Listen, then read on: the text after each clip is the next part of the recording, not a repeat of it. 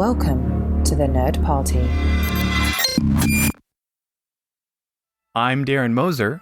I'm Philip Gilfus. I'm Daniel Prue. And this is City Alpha 3.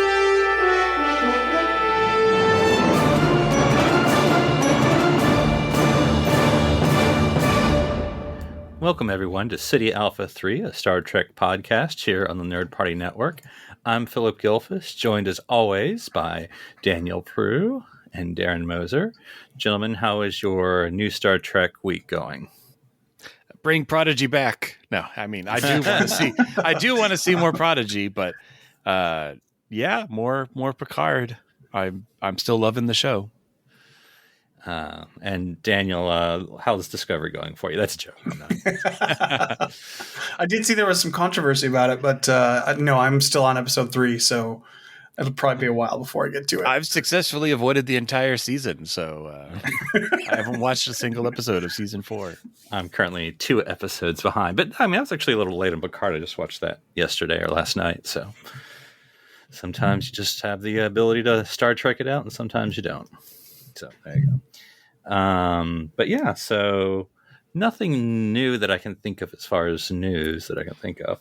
So other than, of course, new Star Trek showing. So, I mean, no spoilers, but I mean, everyone knows, whether you've watched it or not, that in Star Trek Picard, they travel back to, or, it's for them, to the year 2024. And so what we're going to be talking about today is Star Trek history, but our history as well. And the fact that it doesn't actually line up, which may not be surprising since, a show written in the late 1960s had to pretend what the future was, and we all made it to the future. It was not quite the flying hoverboards we were all promised. So, but what we're going to do is I'm using quantum leap rules. So I'm going from my lifetime. So we're going to be going not through every year, but through the Star Trek years of note, starting from 1980 and going all the way to 2024. And our job is going to be to explain how everything that Star Trek said happened actually did happen. Ooh. Yes. Now, I'll throw out some possibilities for us as we continue. This is sort of the Mike Schindler hypothesis that Star Trek is actually a TV show of what happened. But it's what happened, but it's the TV show The version. Historical documents. And so, maybe when they're talking about the past, maybe they got some things wrong, just as if you were writing a TV show about what happened, 400 years ago, we wouldn't get everything right. We would get the notable points, but... Wait a minute. Hang on, I'm trying to wrap my brain around that. So in other words, you're on the 24th century, and there's a show that's showing the original Enterprise, but it's obviously, made by that standard of the time. Okay. So in other words, it's not what's actually happening; it's a TV version of what actually happened. But then then Enterprise breaks that theory, right? Wouldn't it break that theory because it was earlier, anyways? Well, you'd have to figure out at what point in history you're watching Enterprise, like that show, and you're like, "Oh, okay, I didn't get everything right." But anyway, also the second ramp I'm giving you is that if World War III happened, which it did, of course, so it's there in the history. I saw it on a pad. Maybe it knocked out a lot of records, and maybe we only got some partial reconstructions. Okay, I'm just giving you some off ramps. Okay, as we start. So we're just going to start, as I say, in the 1980s. I mean, I was born in 80. That's not Star Trek history, but I think it's still important to note. His birthday's coming up, everyone. Yeah, exactly. Well, no, it isn't. But, so 1981, and it's not going to affect anything. I'm just letting you know. The Nexus traveled throughout the galaxy. Oh, yeah. So, it's, the Halley's Comet of wrapping yourself in joy in the Milky Way. So just let you know, the Nexus is around in 1981 here. Well, then wouldn't it be around for every year? I mean, wasn't it always around, essentially? No, every couple of years it comes in because it goes to another galaxy and comes around. Oh, okay. So it enters the Milky Way galaxy is what you're saying in 1980. Okay. Does its thing. Right. Just let you know. Okay. Okay. All right. So in 1986, going forward a few years, apparently there was a record of some fishermen encountering a very strange UFO. Now, they say they weren't hunting whales. I think they were. So, no, 1986 is when Star Trek 4 happened. So, transparent aluminum was invented. So, guys, we use it a lot today. Where's our transparent aluminum? What's the explanation? I mean, we do have transparent aluminum now, or something really similar. I remember seeing articles about it. I don't know how it's produced, and it definitely wasn't by whatever that Plasticor company was. But I mean, we're always still working on new technology and new composites, so it's not out of the realm of possibility. So you're saying it's a plexiglass that either we have already and maybe we don't know about. Maybe it's used just by NASA and the military for all we know, or that we're using it, we just call it something else. Yeah, because I forget how thick it was. Like, it was an inch. That can't be right. He could do the same job for 1 inch thick. Yeah, it was an inch thick. Yeah. So okay, so you're not going to say maybe that he's still fiddling with the Matrix? I mean, it's been like no. I'd say we caught up to that. Just like pads and other things. We're already there. Okay. All right. So tick. So Star Trek got it right. Don't even have to change anything.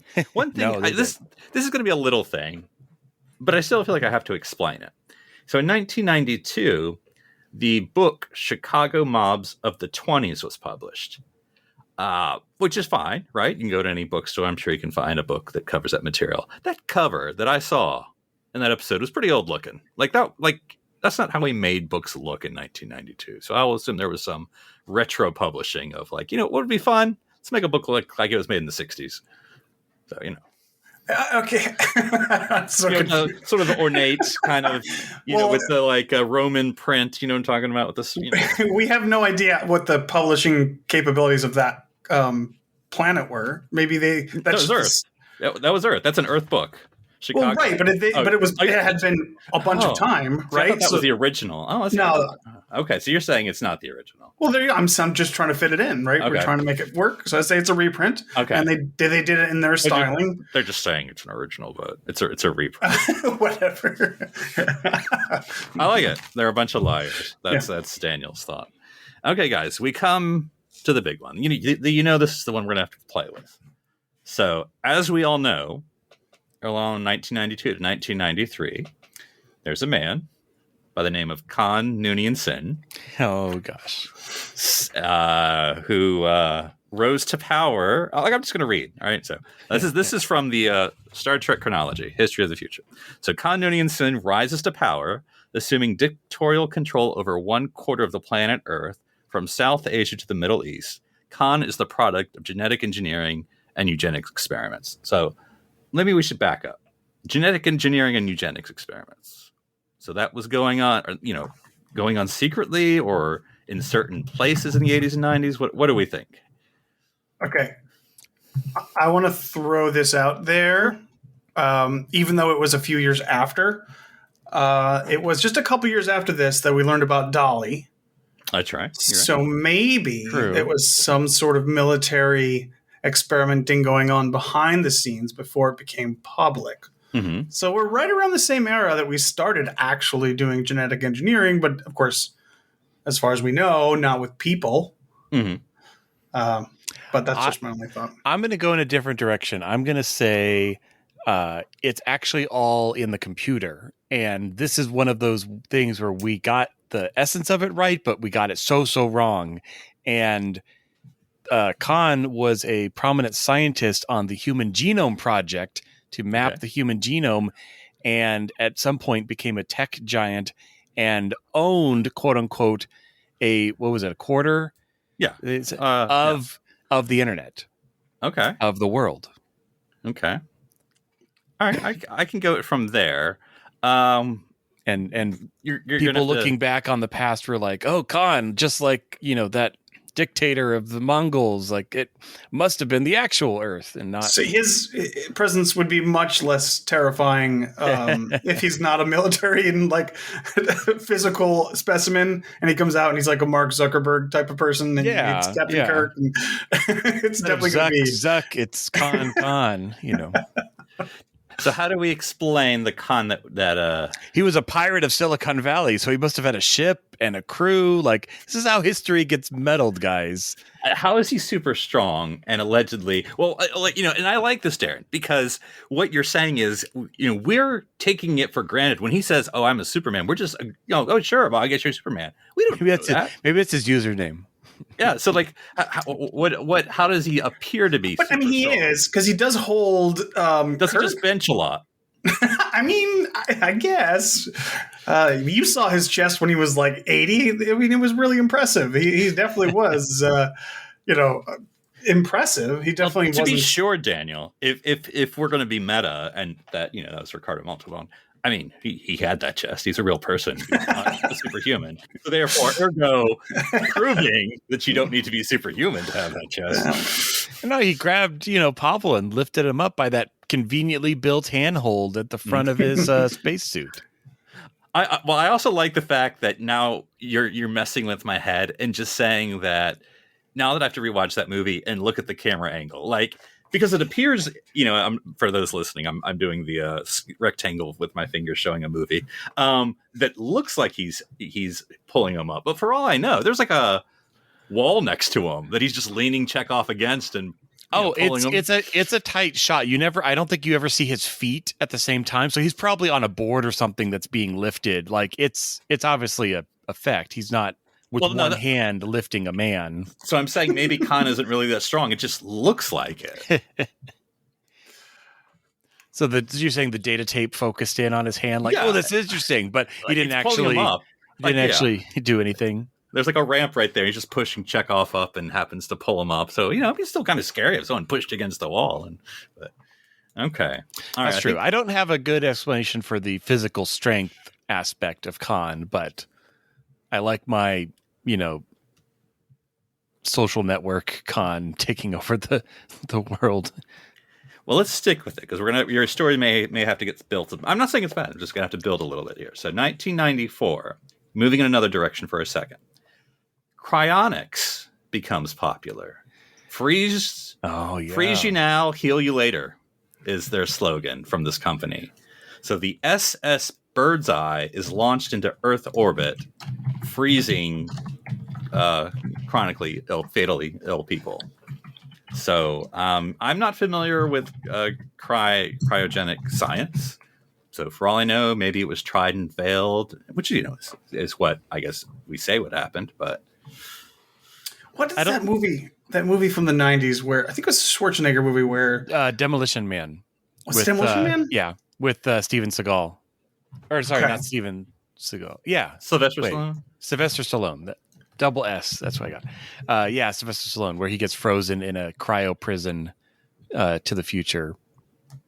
No, that is also along the same thing. I was thinking of something else where he would. I'll think about it. I'll figure it out. Sorry. I'm pretty sure it's Demolition Man you're thinking of, but I'm thinking Total Recall, but that wasn't frozen. That was just him being. Yeah, that wasn't either. Yeah. Yeah, I think this is definitely one of those technologies where, we probably do have the technology to freeze people. We just don't have the medical technology to do anything with that. Like, they're just still in popsicle phase. Yeah, because I think, we have to take it in two bits. We have to take cryogenics, then we have to take that they put them in a ship and orbit around, which I think we can get there. It seems way more dangerous. Yeah. So with cryogenics, because I can see some. I think this is before we use the term startups a lot. But anyway, a startup company, freeze.com, was got the science or whatever, or figured out how to freeze, like you said. But they actually may have, like many companies, promised more than they could deliver. So they don't secretly, they don't know how to unfreeze them. They don't know, all they know is we can freeze you. Tick. That's it.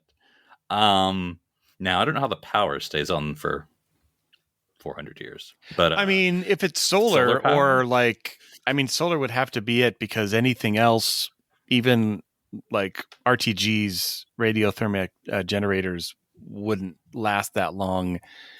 That kind of makes sense, but it seems there's also just radiation. You'd have to have massive radiation shielding so that your people when they wake up aren't like dead from space cosmic rays over 300 years of exposure.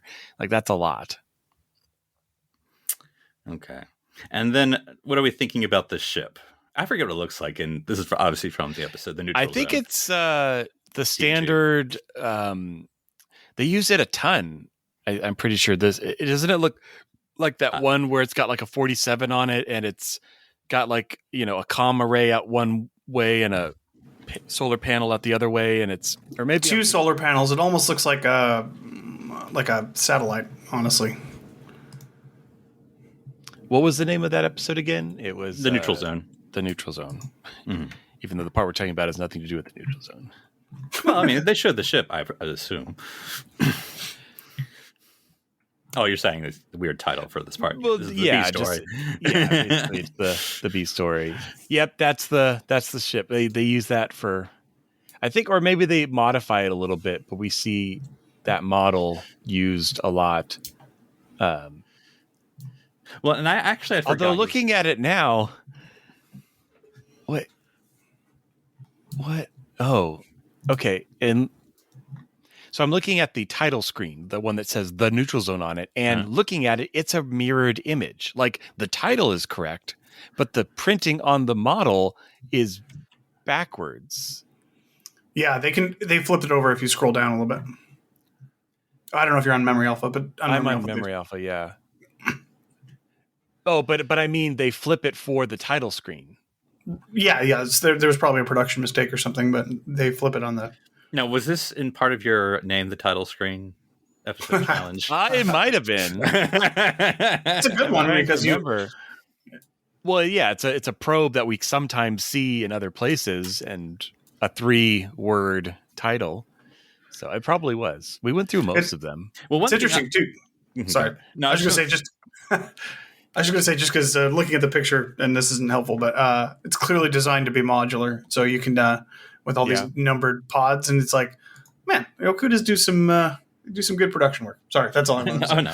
Well, I was going to say, obviously, it's been a while since I've seen this episode because why. But reading the synopsis, again, I'd want to watch it to see how it's explained, but it sounds like ridiculous because it's like, we'll freeze you, we'll put you in orbit of the Earth. That's where you lose me. That's where you lose me. Yeah. I mean, I guess the concept is we'll freeze you and then shoot you out into space. Because I guess, and maybe that's where the power comes in. Because we don't have the ability to keep it powered for X amount of time. On Earth, we shoot you into space. I think that is the reason that they explain that it's like there's so many other lesser companies. Like if the funding didn't stick around, then they got their power pulled, and that defeats the purpose. So we put you in space where it's the sun powering you, I guess. And I can believe, because this is always true, that like this is just one of those things like us non-1%ers don't know about. Like there's like yacht stuff I don't know. There's the cabal. I'm not cabals. But I'm saying like the super rich cryonic systems have access to like laser Botox or something. I don't know. It's just like how would I know that? And Listen, if super rich people all of a sudden start launching themselves into space for an undetermined amount of time, we're probably in some trouble. Is all I'm going to say. So.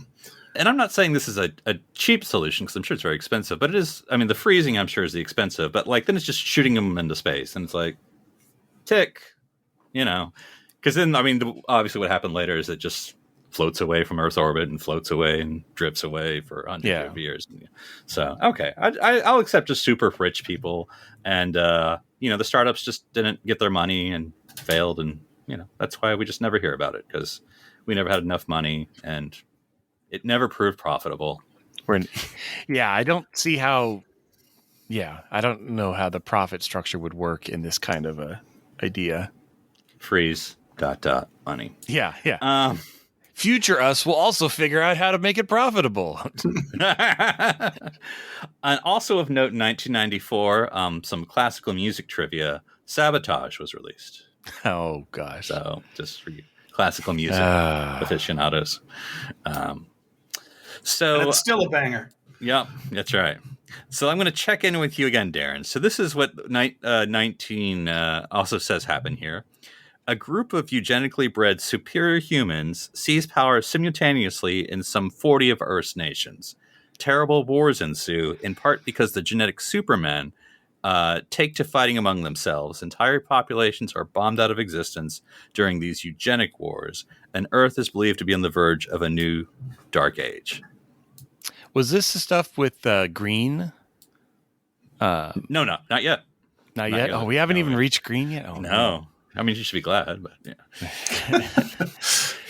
Okay. So I'm on board with you taking issue with what these terms mean. Like, in other words, like as I read this again from Star Trek chronology, superior is in quotes, Superman is in quotes, Everything's in quotes. So I'm like, I'm with you, Darren, that there's an explanation that, like, when you read it, you think, oh, Superman, but you're saying, like, you know, maybe it's in another context.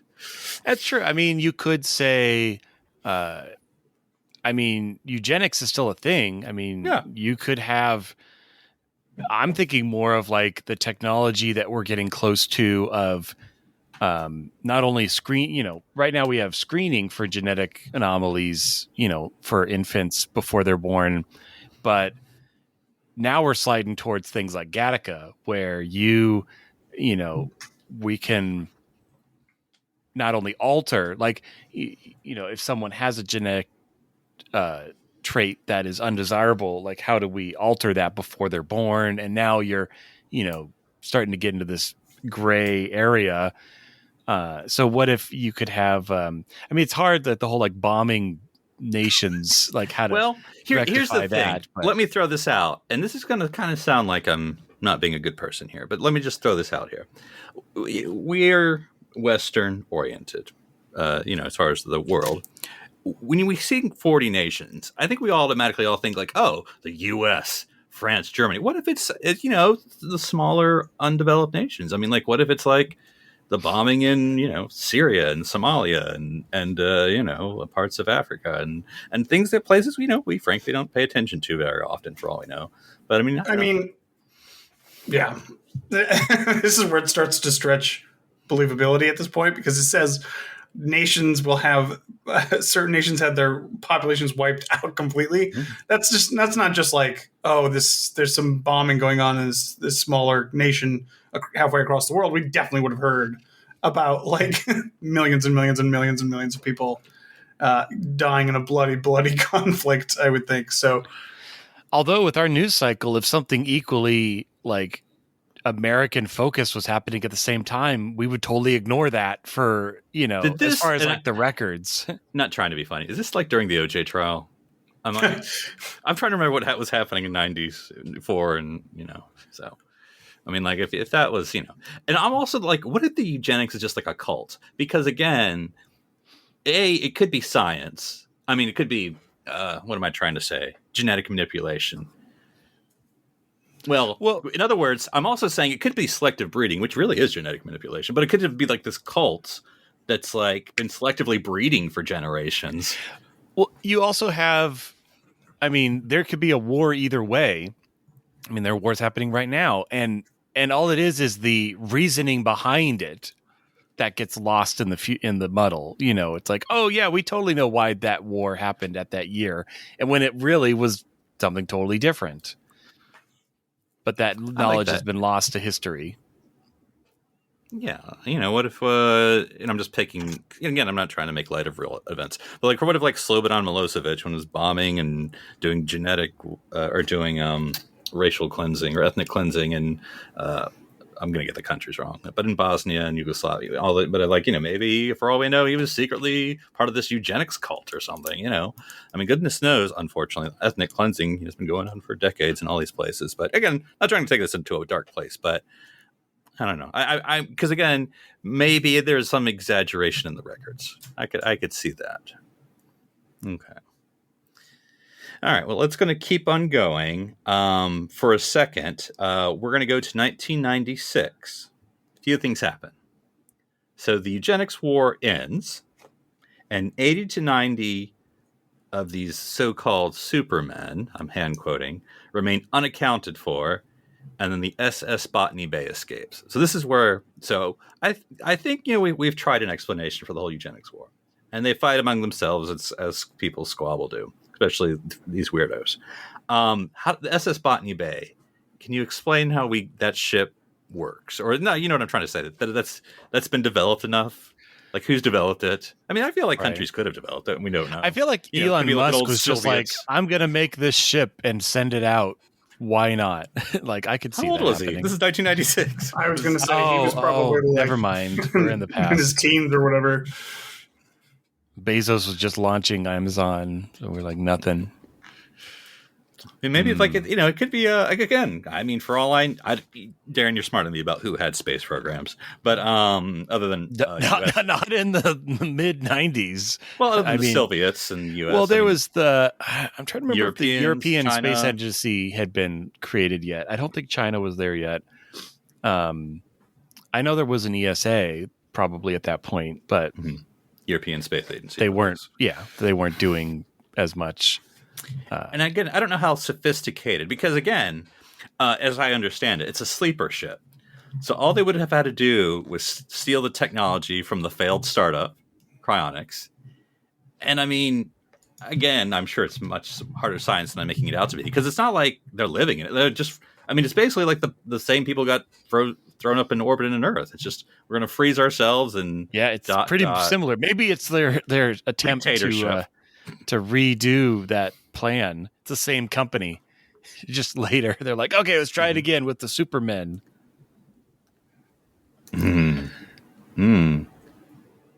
But I mean, don't they talk about it being like an old base ship that they literally just turn into a sleeper ship? Like, it's not.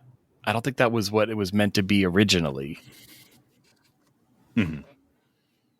But who knows? Yeah, I like it that somehow either the members of that company or the people from the cryonics, wherever this technology was developed, because again, why was the technology developed? Like, why was cryogenics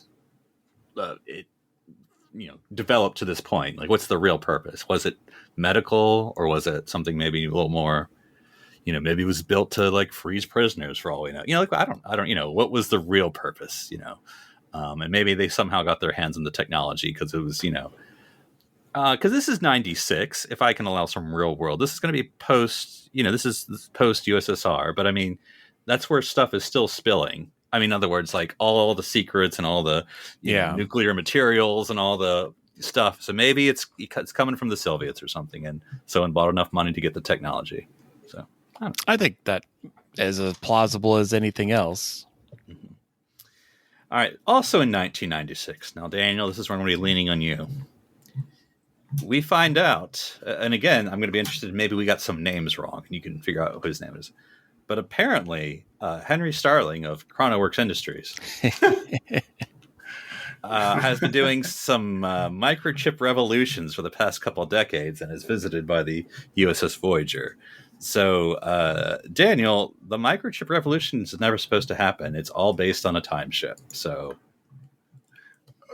in the 90s, in the late 90s, even though that technology was kind of full steam ahead since probably the mid 80s. Yeah, I don't know who the closest real world analog would be.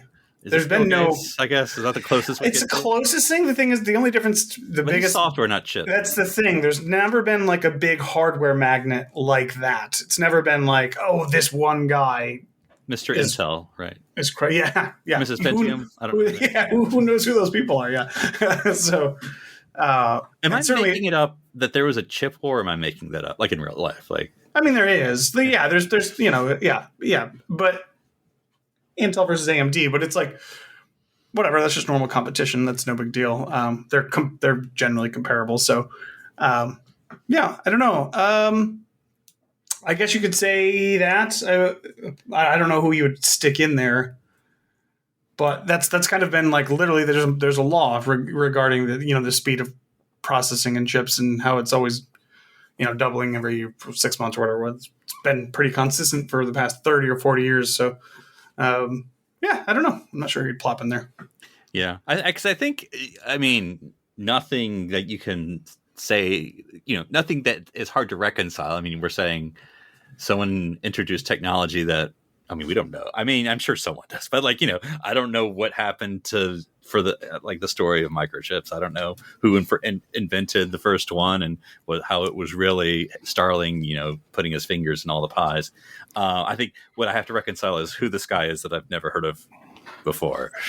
I suppose the closest thing you could do is say that time period is right when the internet started to take off. So somebody maybe behind the scenes could sprinkle new technologies into the development of the internet to kind of encourage that growth, like that explosive growth that we see around that time period. And then just chose to stay, chose to stay in the shadows, I guess, but could have been given some technology that would help. That's the only thing I could think of. And also, it makes me think of just kind of like ChronoWorks, where, it grew big and then fizzled out. And how many companies did that, actually had a big part of history or were bought up by other companies. Like maybe it, maybe it got merged into Google, like a young Google or something. Now in 1996, of course, Starling disappears. Yeah. So I don't know what happened to his company. So again, I mean, like you said, Daniel, and I mean, I know you probably know, but I'm like, 90% of the people in the street, name me a chip person. So you don't know. So it could have happened. How are we to say? I don't know who's in the chip industry in the 1990s. So I mean, it's a pretty interesting strategy for him when he has a super future ship to pull from, and it's all he's helping to improve is the chips and stuff. But whatever, that's fine. There's a lot of other technology in there that he could plunder, is all I'm saying. But that's okay. And I don't know if you want to venture an analogy or metaphor, but in that episode, he's trying to start or develop the Hyper Pro PC. And so I don't know if you remember, he's contracted someone to make the chips, and he's like, "Oh, these are crap." So I don't know what computer model would have been coming out or planned to come out in the late. Oh, yeah, in 96, yeah, that would require some research. He's not getting a Dell, is he? Well, I mean, they might have been around at that point, but I'm sure they were actually. But I'm getting a Dell. Yeah, it was a Gateway Cow PC. Oh, okay, man. A Packard Bell. That's the thing. It's like Gateway was big, and then they're gone, and nobody talks about them anymore. Same thing. Wait, could is have Henry been Starling Netscape? That's right around the right time. That's exactly what it would be. Yeah. Which again, I know is software hardware, but still. Yeah. All right.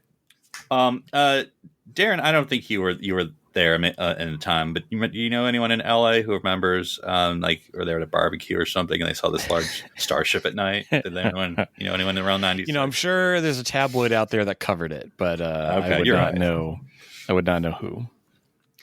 Okay, so we're going to zoom ahead a little bit to the 2000s here. I'm just checking my notes here. Oh no, here we go. Here we go. Excuse me. Sorry, I was about to skip the thing that I prepped Darren for. We need to make a stop in 99, Phil. 99, yes. So in 1999, the Voyager 6 spacecraft. I'm reading here, obviously. The Voyager 6 spacecraft launched from Earth.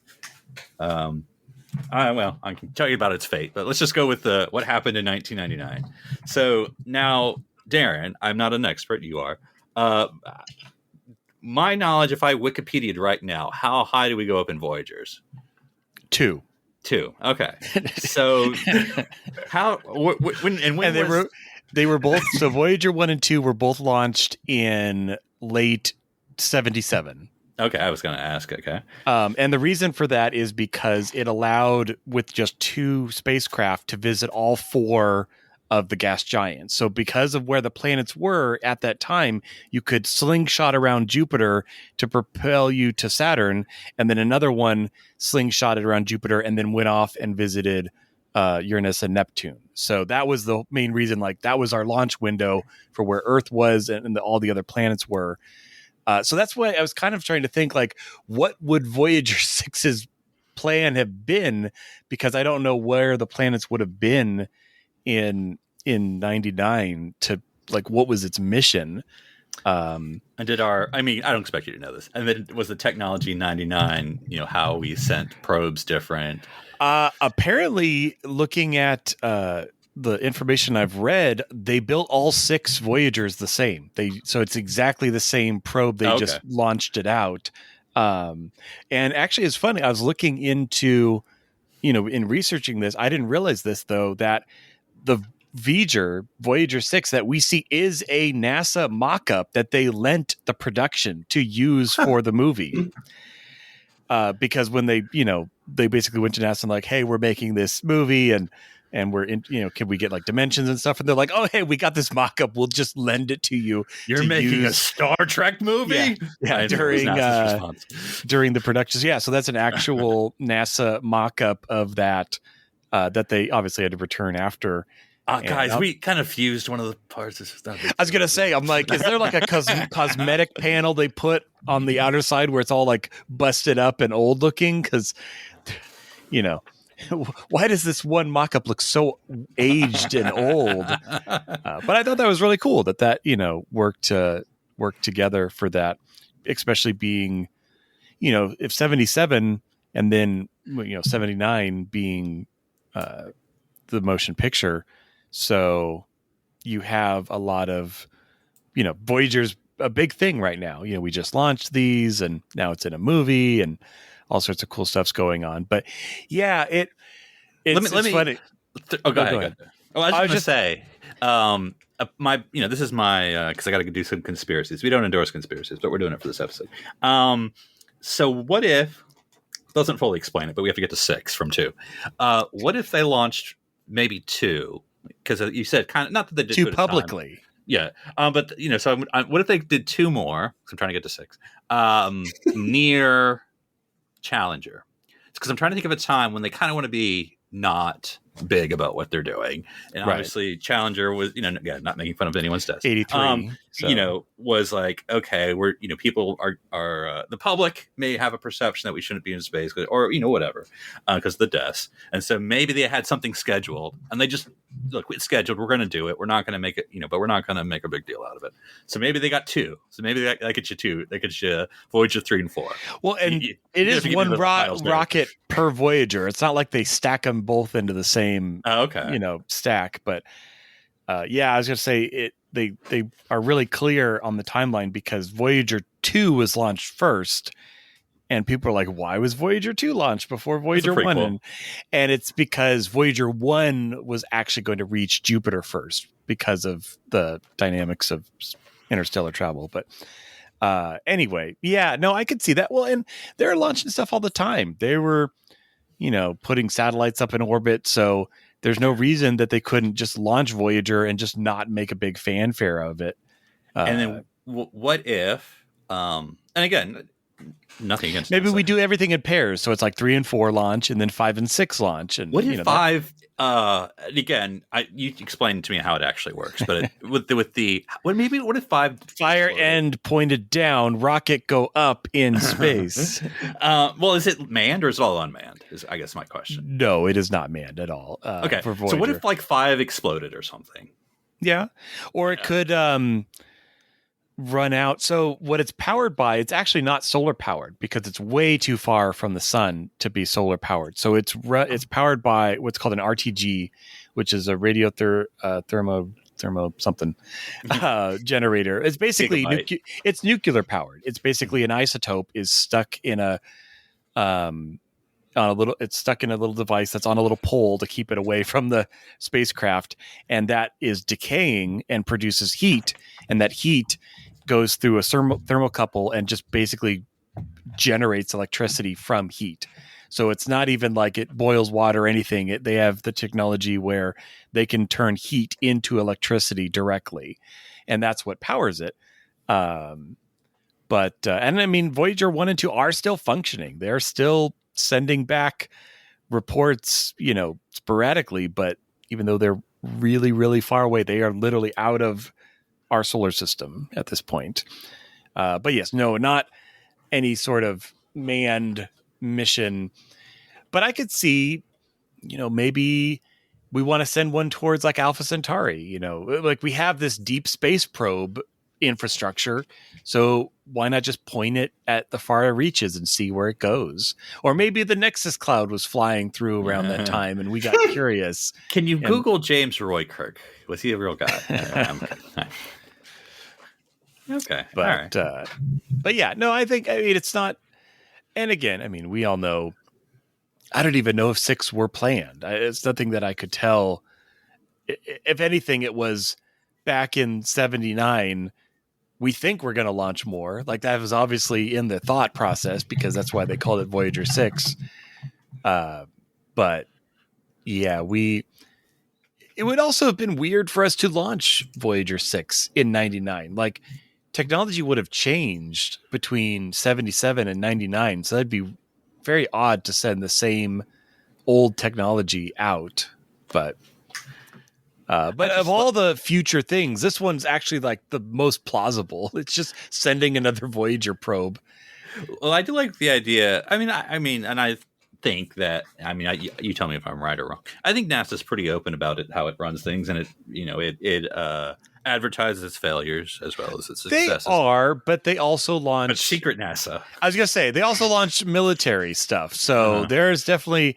Or even payloads in the shuttle during the shuttle era. So there's definitely like an aspect of NASA that we don't talk about. They were using during, for Strategic Defense Initiative, the Reagan so-called Star Wars. Maybe they were doing some Voyager launches during then. Could be. I mean, even before that, they had the Mole program, which was in the Gemini era, and that was a whole subset of Gemini capsules that were manned by the military that we didn't talk about for a long time. Goes. It was just an observatory. It was like a mobile something observatory. It's like spelled out MOLE. But yeah, so it's not nearly as glamorous as you would think, but it happened. Okay. All right, so we're going to start moving into the 21st century. I do have some things of note, but I'm going to wait for a second because there's some things broke ground in 2000, 2001, but I'm not going to hit them until they're actually built. So 2000. You talking about the Millennium Gate? I don't want to talk about the Millennium Gate. We're going to be talking about the Millennium Gate. Yeah. Wait for it though. So 2002. I still got your space hat, Darren. I'm just going to read here. Okay. Space probe, because we're shooting so many probes like every year. So space probe Nomad launched from Earth, the first interstellar probe intended to seek out new life forms. That's basically Voyager. I mean, in a way, but okay. Yeah, I mean, yeah. Maybe that was Voyager 5. A lot of that movie took a lot of the ideas from that episode. Let's just say, actually, you're not wrong. Wait a minute. Well, what if? And we don't know what Nomad looked like though, because isn't the Nomad probe like the mesh? Yeah. I mean, like this isn't going to help because it's in a book. I have a picture, kind of what it looks like. It's obviously doesn't look like Voyager probes, but it doesn't look like Nomad per se either. I don't know how to describe it, but so looks like a long and has a propeller. Anyway, you can probably look it up yourself. But I like that without seeing the episode again, does it actually say Nomad? Like, is that written anywhere on the thing? If not, what is Voyager 5? I think he calls himself Nomad. I think if I haven't watched the episode in a while, but I think it verbally calls itself that. I don't think it's written. That doesn't mean anything. Yeah, no, that's Voyager 5. That's I totally accept that headcanon. So, I mean, I'm sure at some point they look it up at the computer and maybe it says Nomad, but that could have been a nickname by the space program. When did the ship launch of the astronaut who got stuck in the Real? When did that happen? That's going to be 2033. Oh, that's way in the future. Mm-hmm. That's right. What is it? 52 stars. 52 states. Yeah. Oh boy. Yeah, we're not even going to touch that one, so don't worry. But I think that, I mean, I don't know if this is true, but I know NASA has all the patches for everything, probably not for probes, but I like that maybe they just gave it a nickname. It's called Nomad. I mean, it's called Voyager 6 or 5, or excuse me, Voyager 5 or Voyager 7, but it's Nomad was just the nickname, and there you go. Okay.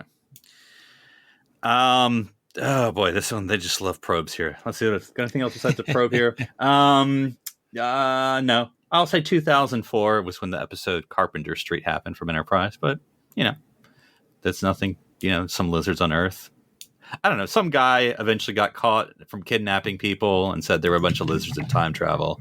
Who knows what happened? But That's the one where it's Archer and T'Pol go back to 2004, and the Xindi are collecting different blood types. Yeah. Okay. Yep. Okay. It was in Detroit. Yeah, Detroit. Yeah. Okay. So, there's nothing that says it didn't happen. 2009, let's space probe this mother. All right, Captain Sean Jeffrey Christopher commands the first successful Earth-Saturn space probe mission. Wait a minute. How do you captain a space probe? I'm just reading the sentence. Okay, I'm just curious. I think it's because I think in the Federation, like pre-Federation, I think it was like the Space Probe Agency instead before it was Starfleet. So I think everything was just a space probe, even if it was crude. Okay. I think so. We are assuming he actually went to Saturn. I don't know. See, I feel like there is some wiggle room. Again, this is from Tomorrow's Yesterday, and that's merely a reference because they save his dad. I think his dad. And it's like, oh, his son's going to be the. But if you say commanded, I mean, you could be on Earth and commanding. It feels highly. I was there. Implied like he was on the ship. So there was an Earth-Saturn mission in 2009, Darren. Yeah, there was. We haven't even made it to Mars, so this one's going to be tough. We were desperate, and it was a one-way mission. So it's half the budget if you don't have to bring him back. It's successful. I don't know how we're defining success. He made it there. The probe made it there, and that was the priority. That was the priority. Maybe this is another mix-up in historical fiction where it's about 2001 A Space Odyssey where they go to Saturn, because actually in the book they go to Saturn, not Jupiter. And so that historical document was melded with his story by mistake. I also love that means they were just lying to that guy. Oh yeah, no, your son, according to our records, and like his son just grows up to be, a surfer or something. Your father, Stanley Kubrick, said he was on this mission. It's totally a thing. I would love this. Like, wrong name. Sorry, did I say Sean Jeffrey Christopher? That's a Sean with a W-N, not A-U-N. Sorry, that's our. Sorry, that's not you. That's our bad. Jeffrey was J-E instead of G-E-O. So. Okay. All right. So 2012, guys. I don't go to Indiana. I've never been. Sure, it's a lovely state. The Millennium Gate. If I'm going to build the Millennium Gate, that's where I'm going to build it. The first self-sustaining structure is completed in 2012. So never been. So it could be there for all I know. I don't know.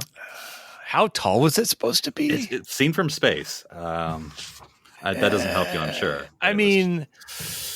Even if it's really tall, like you're not going to see it from space. It looks like, when I look at the picture, it looks like Farpoint Station. It does. Yeah. So, I don't know. I was always just I've been to Indiana, guys. My core that it's a tower and not a gate. It's called the Millennium Gate, but there's no actual gate. I think it's supposed to just represent, like the Millennium. It represents a lot of things, Daniel. It represents a very boring episode. Yes, there is a lot of things it represents. I've been to Indiana. There's nothing that exciting there. It's I don't know how we're going to squeeze this one. One up, Dan. So maybe this is a billboard for a potential project.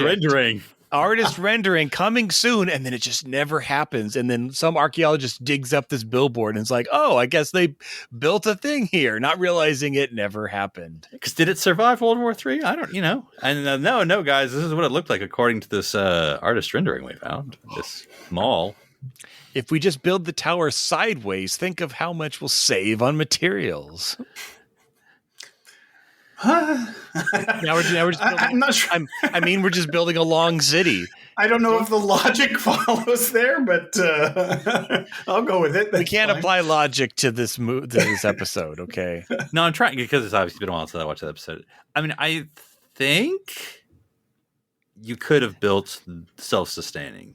I mean, I'm trying to. What does Indiana have? Well, could you do wind? But I don't there? feel like in 2012 we cared about self-sustaining. Now, 2022, I could see us trying to build a self-contained. There were I mean, I'm sure that there were, like initiatives at the time to Is like. Is this a work on this sort of stuff. biodome? Is it like totally self-sustaining? That's what it's saying.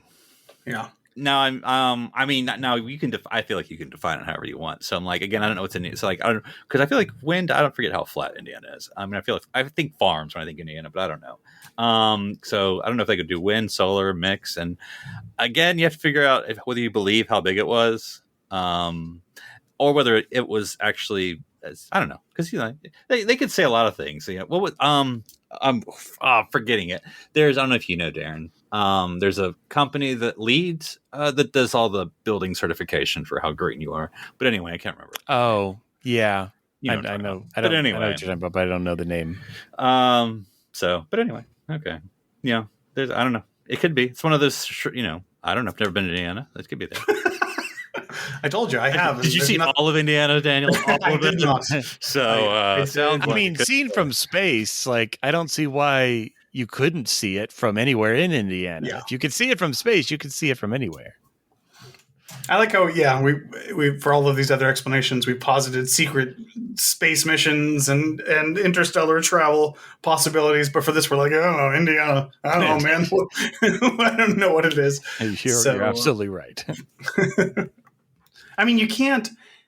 If you take away, if we just like throw our hands up and say, I don't know if it's real, then we take away the lesson that Janeway learned at the end of that boring episode, which I never got to because I fell asleep. Well, so actually, I don't know. I mean, isn't that episode really about that? What we think of as history may not be correct. Because she thought, my ancestor was like this big NASA. Oh, that's right. But she wasn't. She was it's still pretty cool. She was a contractor, for this project. So is this where you got the entire idea for this episode, Philip?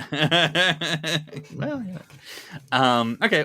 So we're going to move something that's out, and it's not a space probe, this one. So settle down. But something I feel like that you're going to say is my area, but I don't know. In 2015, there's a London Kings baseball team. Now, there is no baseball in this country that I live in. What? That's Buck Mackay. Buck Mackay, yes. Yeah. So, look, I mean, I'm sure there's some people hitting a ball and stick. That's not cricket around here. Could it be a cricket team and they just got that part wrong? I mean, man, Cisco's going to feel really stupid. No, because they definitely play other actual baseball teams. So it's also an interesting, like, the way Deep Space Nine, like, sort of projects this future is obviously baseball has gone international, but it's also collapsing in on itself at the same time. Mm-hmm. He talks about how only 2 people were in the stands for Buck Mackay's final game or whatever, or whenever he did his no hitter or whatever it was. Mm-hmm. Anyways, but baseball was basically falling in on itself and collapsing, and clearly we have not seen that either. So now I can see there's a few things. Because I've heard that they've tried. I don't know who I'm saying is, but I mean that's not been tried. But it could be one of those deals like the London Kings, but then they're like, I don't know my geography well enough. But then they're like, they're outside London. You know how think teams are. How many kilometers away are they? Like, what is it? I'm going to say this wrong, but I think I'm right. The New York Jets are in New Jersey. I think I'm right about that. Well, anyway. Just like the Los Angeles Angels of Anaheim, and it's like, but you're not in LA. It doesn't make any sense. So, and I don't, we're making a lot of assumptions that it's London, England. There's London is not. Oh, wow. I mean, you're not wrong. There are a lot of you're thinking like, oh, London Kings, London, England, King, but like there was still a queen, and I think that there's it's London, Ohio, frankly. Oh my And- god! And Sorry, You can Philip. see That it. is You can see the Millennium Gate from there. you are reaching way too far on that one, man. I can't even. Listen. From a look, there's guy. Miami, Ohio. From a guy, listen, I was born and raised in New York State, far, far, far from the city. And nobody confuses it the other way around. Nobody says, man, you're from New York? Oh, that Manhattan must be great. No, that's not how it works. It's always the other direction. Google that. London, Ohio, London, Arkansas, London, Kentucky. No. Those are all I'm not letting this happen. places for baseball franchises. I'm not letting this happen. Oh, man. It's Gone too far, Philip. It's a double-A team. I mean, there's no implication that it's the major league. There's lots of indication So, that it's the major league. All right. Well, I'm going to move on. So, 2018, I'm going to look in your direction, Darren, but all that's going to help here. Advances in sublight propulsion technologies make sleeper ships obsolete. Now, Okay. yeah. I mean, we do This is from, have stuff like that. Just let you know where the quote's coming from. This is from Space Seed still. So this Okay, yeah. No, it makes sense. I would say, I mean, we do have we're on the cusp of ion type propulsion and other methods to or use solar radiation and solar sails. So there are other ways to get places within a lifetime or much quicker than we are now. So yeah, that doesn't seem implausible where our current development is. And I don't know. You tell me without, because I know none of us are real scientists. Saying sublight propulsion. I'm Dr. Sci-Fi. What are you talking It's true. about? I didn't go to 8 years of doctor school for nothing. My loans are gigantic. But you say sublight, and you're thinking, okay, impulse drive. I don't have impulse drive, but sublight can be. No, I mean, anything. ion drives would be Yeah. Everything. Okay, Philip, until we break Non-warp. the speed of light, which I'm just going to tell you is really technically, fast. Everything is sublight. sublight. Yeah. So, But I mean, if you're still going sublight speeds, I'm actually not sure that you're really making the sleeper ships obsolete. That sentence feels like a kind of a contradiction because. well, I think they mean sleeper ship as in Travel. yeah, let's say you're going to Mars, so of course we're going to put you to sleep because it's like a 6-month journey. Versus sublight, now we can get there in a week, so we don't have to put you to sleep. Not sleeper ship, like cold storage, more like hibernation on your trip. Yeah, no, I get it. And I guess within the realms of our solar system, that would definitely make sense. But anywhere else would still be sleeper ship territory. Even if you're going at 0.8 light, it's still going to take you years and years and years to get anywhere. So that doesn't track. But I guess if you're just talking intersolar travel, that'd be fine. Okay. Yeah, I mean, within the solar system, it's still relatively close, but yeah, anywhere else. And I think I'm going to quibble with the 23rd century. Maybe they misunderstood that the sleeper ships cannot say that word, did exist, but it was this niche thing because they're they're the 23rd century. Everything's a little more equality. They use some old cryotech from those other companies. Whereas this is all 1% here now that's used in the cryo ships now, and so they're oh, everyone must have used sleeper ships in the 21st century, and it's no one did. Everybody had a sleeper ship in their garage back then. So I have we're going to start closing up here just so my next 3 entries are all baseball related. So next is the Planetary Baseball League, and this is what it is, guys. I think it's just a Final Fantasy or a fantasy baseball team league. That's all it is. This whole I think Cisco's misinterpreting them as just a fantasy baseball league that people are keeping up. So there you go.